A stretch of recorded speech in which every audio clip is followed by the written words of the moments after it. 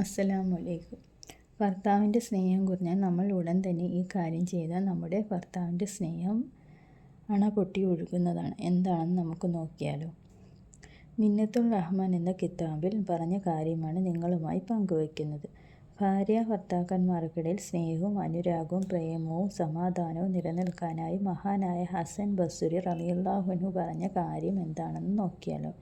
ദാമ്പത്യ പ്രശ്നം നേരിട്ട ഒരാൾ തൻ്റെ വിഷമം പറയാൻ മഹാനായ ഹസൻ ബസ്രി റളിയല്ലാഹുവിൻ്റെ അടുത്തേക്ക് വന്നപ്പോൾ മഹാനവറുകൾ പറഞ്ഞു കൊടുത്തതാണ് ഈ കാര്യം. ഒരു ഗ്ലാസ് വെള്ളം എടുക്കുക. സൂറത്ത് ദാരിയത്ത് 47-ാം ആയത്തായ വഅസ്സമാഅ ബനൈനാഹ ബിഅയ്ദിൻ വഇന്നാ ലമുസിഊൻ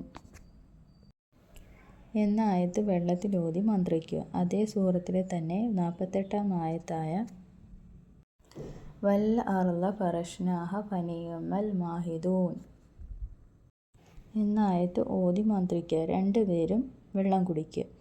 ഭാര്യ ഭർത്താക്കന്മാർക്കിടയിൽ സ്നേഹക്കുറവുള്ളവരും പരസ്പര സ്നേഹത്തോടെ കഴിയുന്നവർക്കും ഇത് ഇടയ്ക്കിടെ ചെയ്യാവുന്നതാണ്.